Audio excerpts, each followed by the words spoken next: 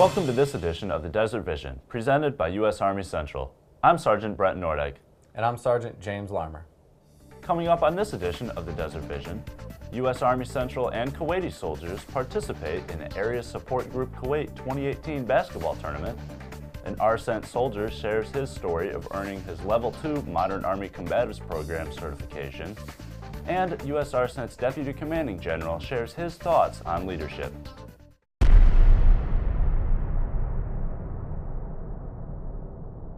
Following up with the combative story from our last episode, U.S. Army Specialist Claudio Rene with the 984th Military Police Company showcases his journey of earning his Level 2 Modern Army Combatives Program certification and what it means to him.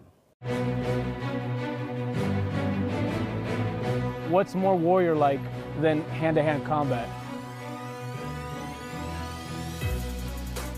Well, I guess for me, it was since I was younger. I was an immigrant from Venezuela, so when I came to this country at 14, I was kind of bullied a lot, so I had to either learn a fight to defend myself or just get, crammed down by everybody, so it was kind of like my only choice. Yeah, and then it turned into something very passionate about. A lot of times what I think people tend to overlook is sometimes they tend to rely a lot on your weapons, and of course you need to rely on that's always the number one thing.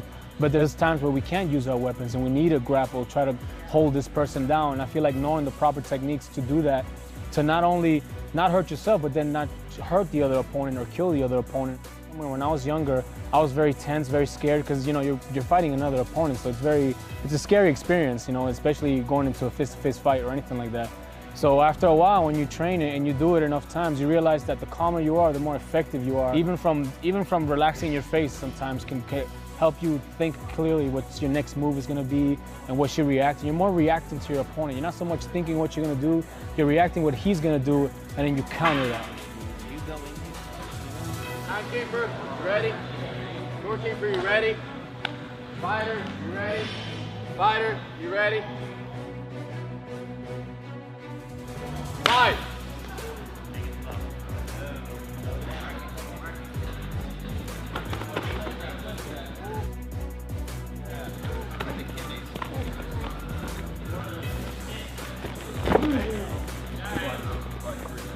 I've always felt like if we're going to train to be warriors, we're going to be soldiers, and it's in our warrior ethos that we talk to ourselves all the time and we mention it to each other, then I feel like fighting needs to be a really important aspect of being a soldier.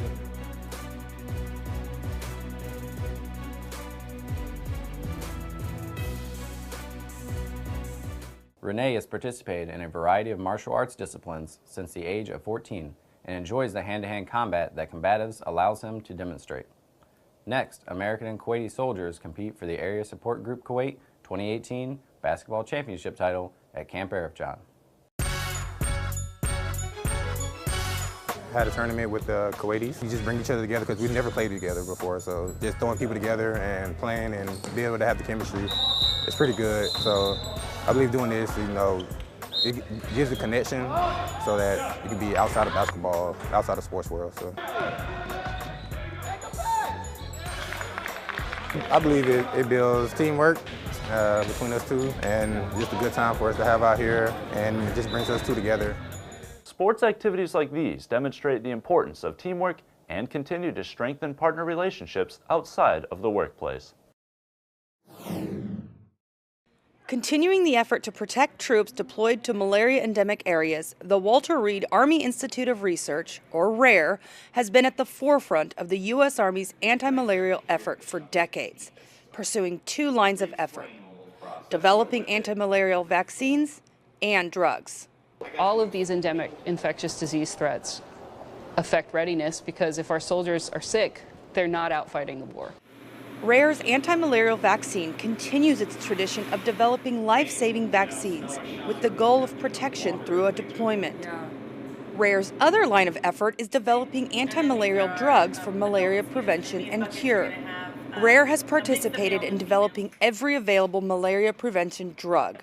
Their latest success came with FDA approval of the drug tafenoquine in August of 2018. Despite these successes, further work is necessary to constantly innovate new and more effective anti-malarials.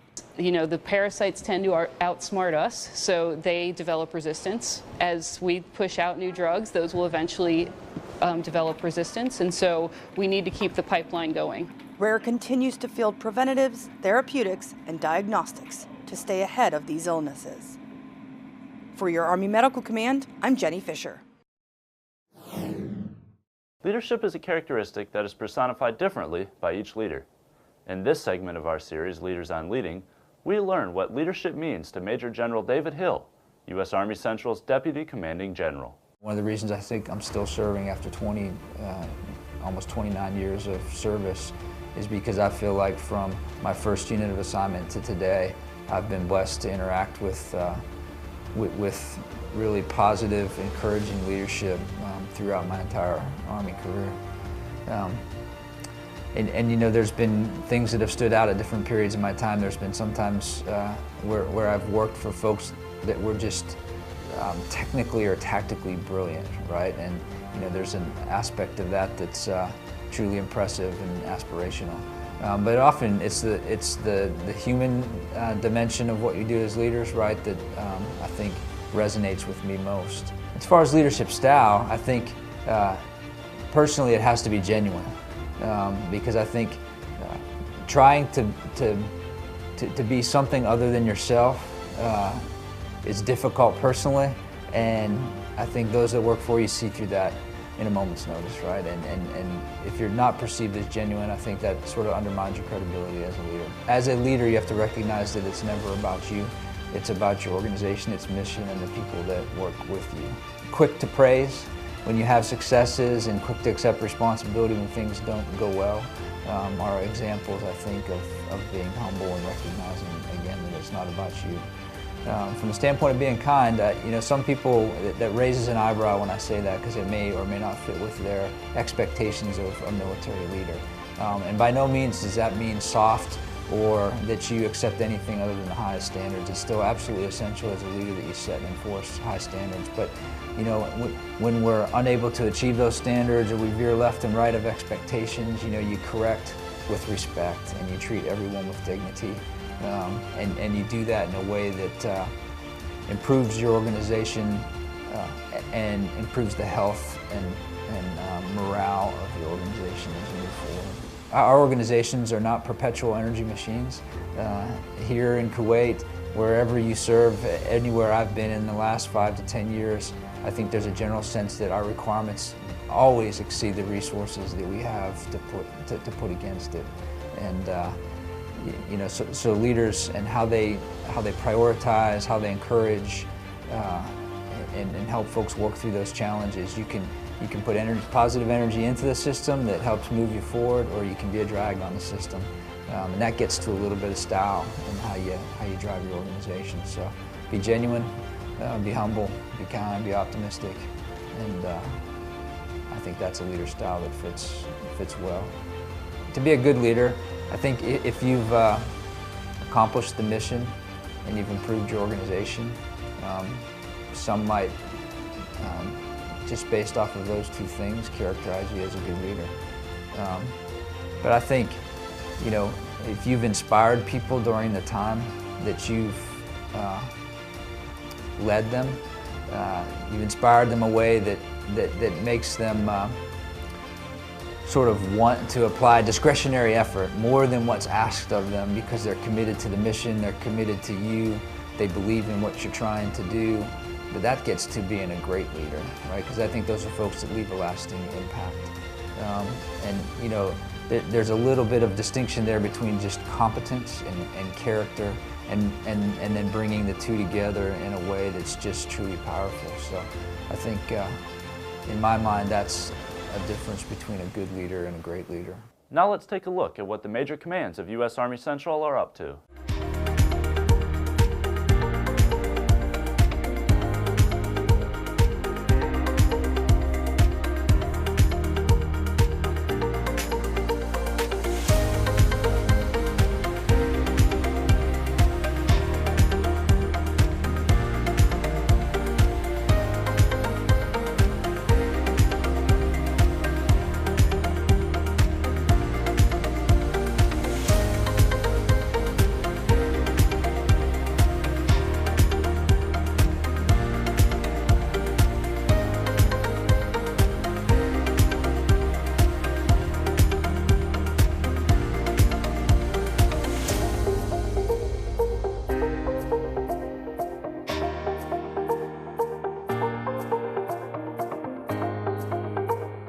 That's it for this edition of the Desert Vision. For these stories and more, check out our Facebook page at facebook.com/US Army Central. And our YouTube channel at youtube.com/US Army Central. I'm Sergeant Brent Nordyke. And I'm Sergeant James Larmer. Thanks for watching.